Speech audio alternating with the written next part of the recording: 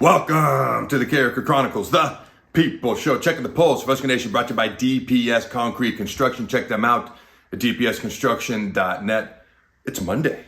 Adam, you never do a show on a Monday. What in the blue hell is going on? It's always gut reaction Saturday, Sunday, Tuesday, and then maybe Wednesday, Thursday. I haven't figured out a prediction show schedule yet. Although my prediction show this week will be on Wednesday evening. It's a Monday. No case of the Mondays here, ladies and gentlemen. And I'm doing a gut reaction because it was announced during Matt Rhule's press conference that Dana Holgorsen is going to be Nebraska's offensive coordinator going forward for the rest of the year. He's going to be calling plays, and Marcus Satterfield will be focusing on being the tight ends coach. And as I pointed out earlier in one of my Carriker Chronicles videos about a week or two ago, I actually said, hey, the tight end position is like the one position on offense that's actually been consistent. So he's going to focus on tight ends, but if you're like me and you got a little extra pep in your step, now, to be clear, I'm not proclaiming we're going to score like 1 million points in every single game the rest of the year. That would be not asked of 7, asked of 8, that'd be asked of 9. But if you got a little extra pep in your step like I do, knowing that Dana Holgorsen's the offensive coordinator, calling plays the last 3 games of the season, then smash that like button as I mentioned. All right, my USC preview and prediction show will now be going out on Wednesday evening, 6 p.m. Central Time on YouTube, 7 p.m. Central Time on all the social media platforms. If you haven't done so yet, make sure you subscribe, ring that notification bell so you don't miss any of the content we're putting out here on the Carriker Chronicles. Charlie McBride will be next week. All right, they're trying to prevent him, the doctors are, from getting pneumonia, so we're going to give Coach another week. I have reached out to another recognizable name to possibly pair as an interview with my USC prediction show. I'm waiting on confirmation back, so we'll see what happens there. Again, subscribe, hit that notification bell. All right. Couple of other things that I noticed from Matt Rhule's press conference real quick today. And here's some things he said, all right, or things that were said. It's an unorthodox move to make more than halfway through the season. Yeah, that's putting it mildly. All right, but Rhule made it clear he felt the change was needed to get the most out of the offense and its talent. Here's what Rhule said, and I quote, "It's unique," end quote, but it's probably what's needed. It's the right thing, end quote. Yeah, it is. Okay, and again, it's nothing ever anything personal with coaches, with players, whatever the case may be. College football is a multi-billion-dollar business at this point. It's always been that way. They're just much more open and out there about it than they've ever been. I always knew as a college football player, I was a spoke on a wheel. At least they're out there and they're open about it. And college football players actually have a few more rights. Some could argue too much, but we'll get to that topic another day down the road, probably in the offseason. All right, here we go. Rhule said Satterfield will continue in his role as the tight ends coach. I mentioned that. Now, Dylan Rhule will try to practice Tuesday, but getting Heinrich Harburg ready to go if necessary. Dana Holgorsen will call plays this week and be the OC for the rest of the season. Mentioned that. And Rhule said, and I quote, "one of the great offensive minds," end quote. Obviously, Rhule trusts him.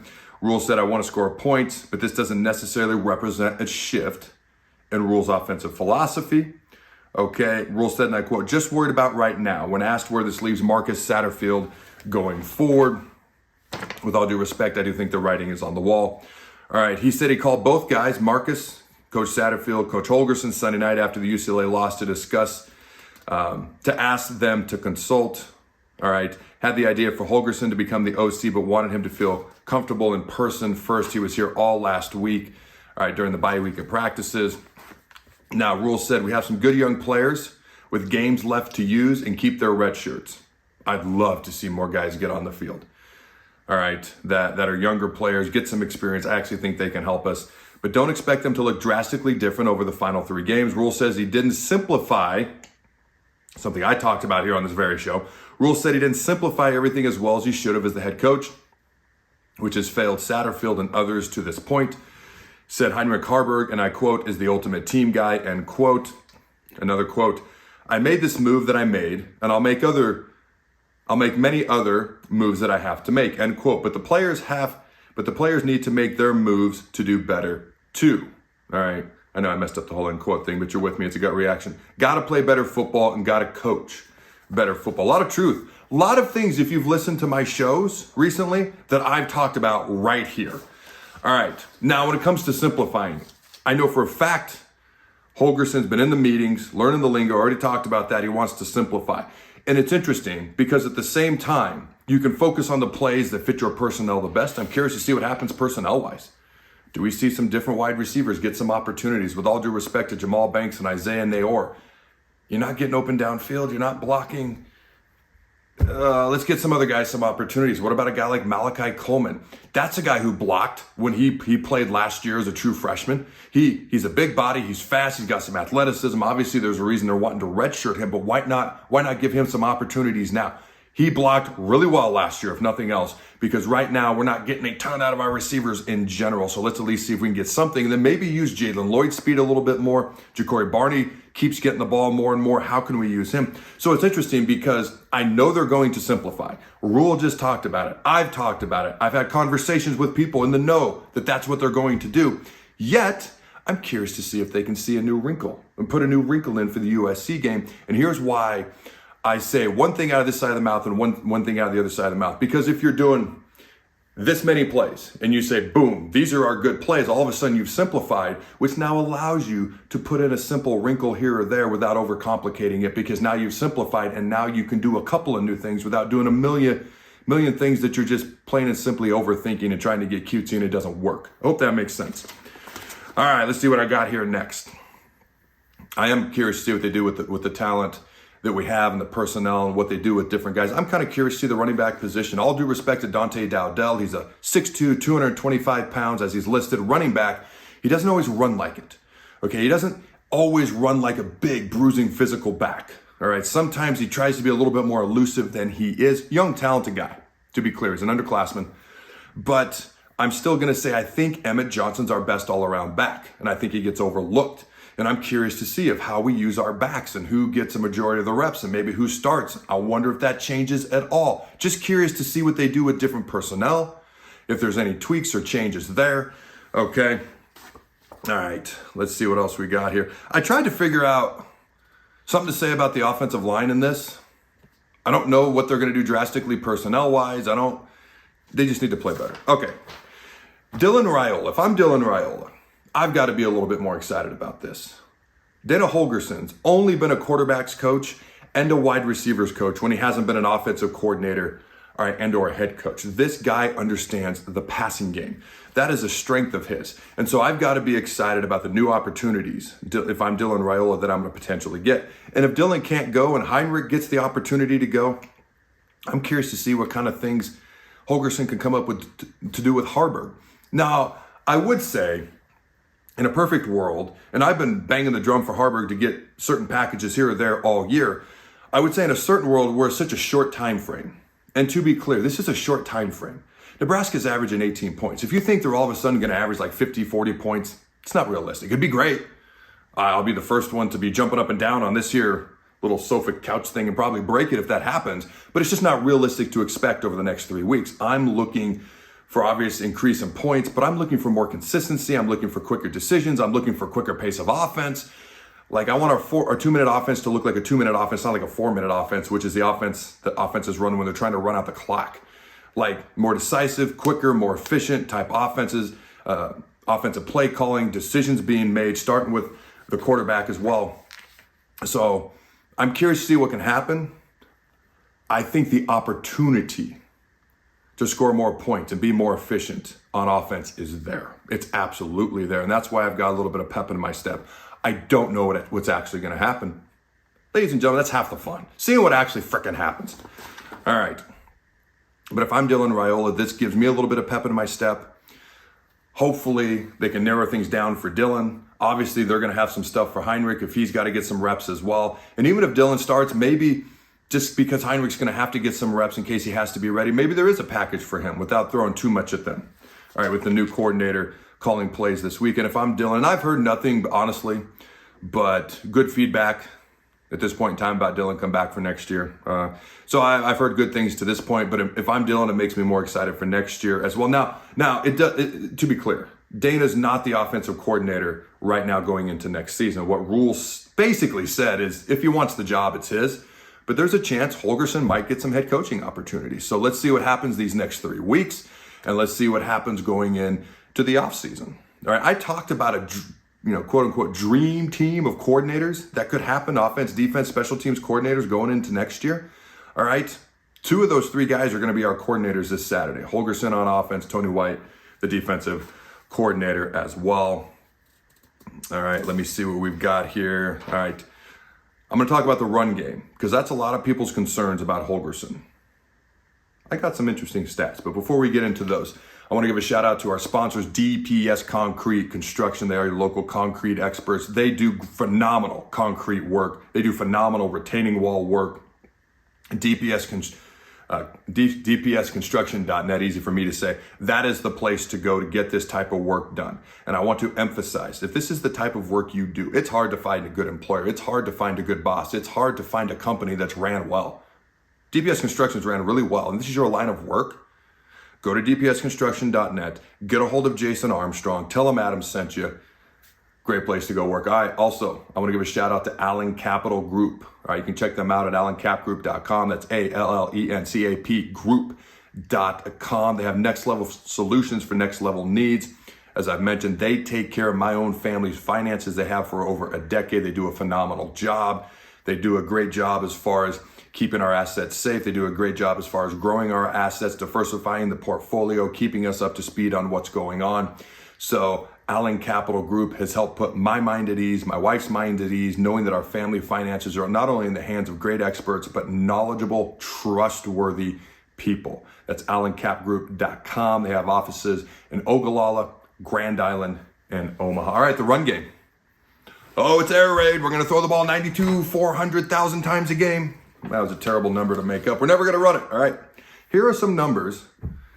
All right. In Holgorsen's last 16 years as an offensive coordinator. All right. 2008, they averaged 161 rush yards a game. Keep in mind, Nebraska currently averages 124 rush yards a game. 2009, 129 rush yards a game. 2010, 174 rush yards a game. 2011, 123 rush yards a game. 2012, 172 rush yards a game. 2013, 149 rush yards a game. 2014, 183 rush yards a game.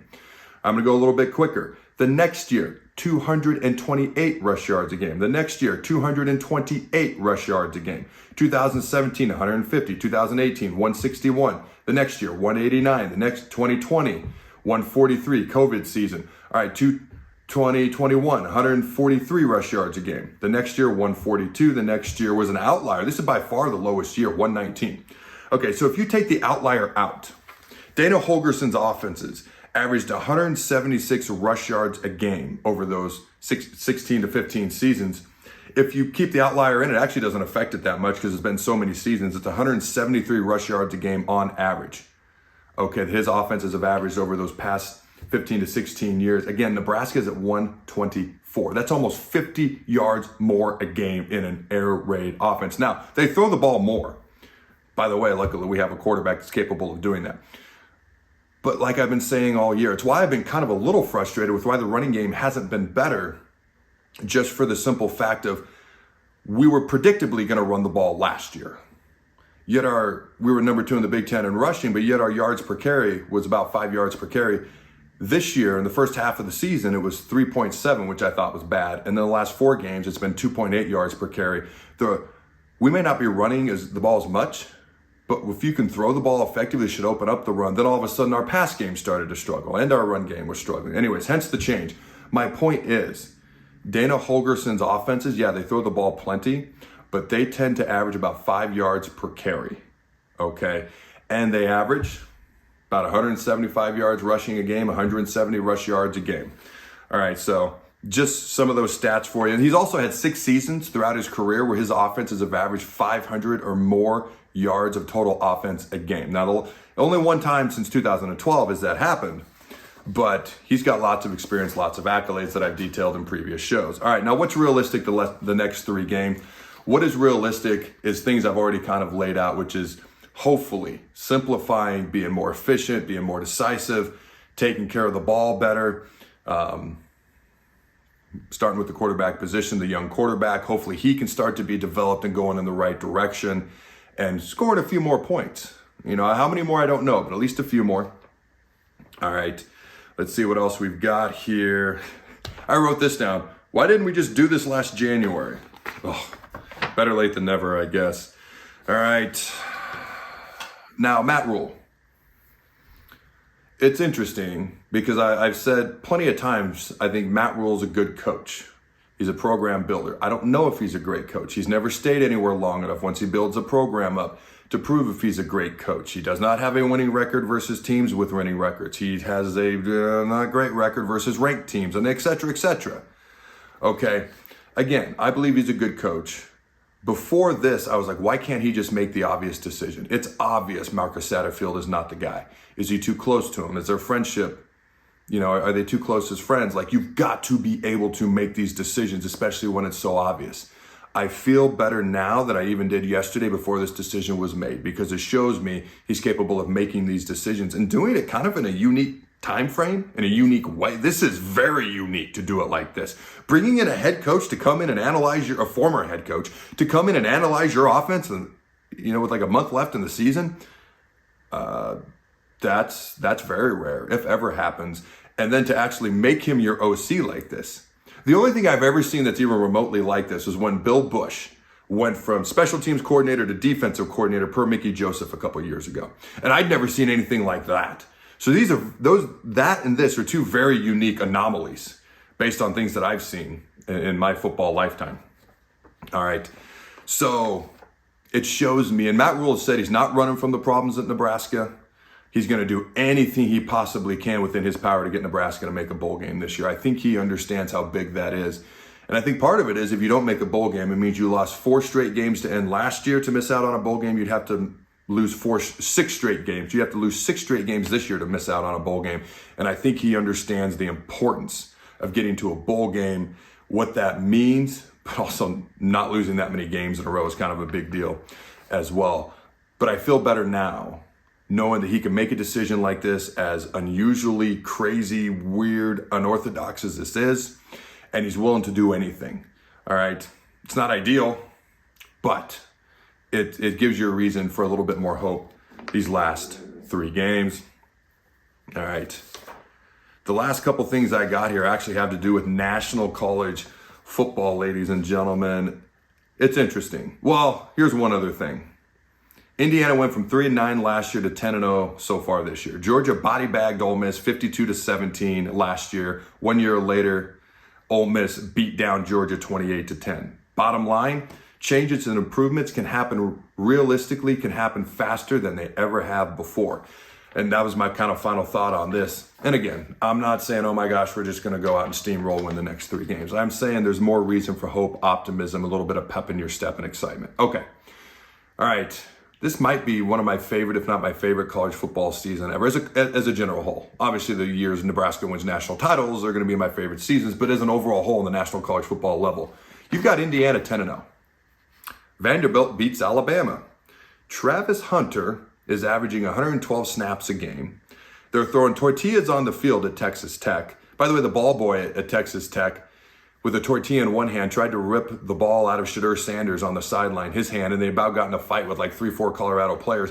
In the middle of the game, or before the first play of the game with tortillas on the field, Travis Hunter walks over, grabs one, and put it in his pants. Just crazy stuff like that. But my point is Travis Hunter is averaging 112 plays a game. Never been done before in college football. The player averaging the second most amount of plays a game, which is an insane amount, is 88. Think about the difference in that. And on the 99th play that he had on Saturday versus Texas Tech, that was the play that Travis Hunter caught the screenplay and ran it in for a touchdown. You'd have been shocked to see the blocking on that, but I digress. Ashton Genty is on pace still, I believe, to break Barry Sanders' record, which has been around since the 80s. There's no clear number 1 team in the country, even though ESPN's computer ranking came out and gave the slight edge to Texas, gag me, to win the national championship. Army is 9-0, and their next game is after a bye week is against number 10 Notre Dame, with serious college football playoff implications on the line. An all-time implosion like I've never seen before down at Florida State, unfortunately. BYU is somehow 8-0 after the refs, struck again. And if you watch that game, they screwed Utah. But BYU's 8-0, and the first time ever, as we all know, going to be a 12-team college football playoff. Might be my favorite college football season ever. Let's get to some of the three games that stood out to me the most. Number 1, in no particular order, the one I'm going to talk about first is Ole Miss versus Georgia. Now, Georgia coming into this game was 52-0 versus teams not named Alabama in recent years. Lane Kiffin at Ole Miss was 0-10 versus top 10 teams, and his Ole Miss Rebels in those 10 matchups were giving up an average of 52 points a game. All right, Ole Miss added 26 transfer portal players, and several of them on the D-line, several of them pass rushers. Now they're the number one sack team in America. They've sacked opposing quarterbacks, put pressure on opposing quarterbacks more than any other team in America. All right, random stat, most transfer portal players by team in all of college football: Colorado, 43, Louisville, 32, Indiana, 31. I don't know that Ole Miss is fourth, but I just have Ole Miss at 26 here. Ole Miss comes back to beat Georgia this year after getting mollywopped last year. They beat them 28-10. All right, Bama versus LSU. Oh my gosh, Alabama whooped. I mean, they spanked LSU like a 4-year-old in Kmart, beat them 42-13. The live tiger, which was inside of a cage. When I heard there was a live tiger going to be on the sideline at this game, I was like, what? I didn't know it was going to be in a cage. Beautiful cage, I might add. All right, beautiful cage. All right, bad impression. Most people probably won't get it, and that's okay. But did not help the Tigers. Let's see, Brian Kelly was 13-0 in night games and at LSU during his tenure. He was 13-0 in night games as LSU's head coach until last Saturday. All right, Bama takes care of business versus the Tigers. And it's kind of interesting. As you watch each team play each weekend, it's kind of like a teabag. Because you think you're good. You're trying to find out if you're good. You don't know if you're good. It's like a tea bag. You don't know what you have if you're a coach till you put it in hot water.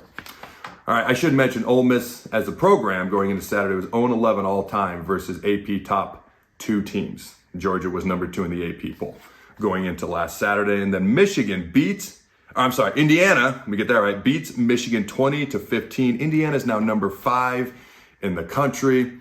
All right, Michigan almost completed the comeback.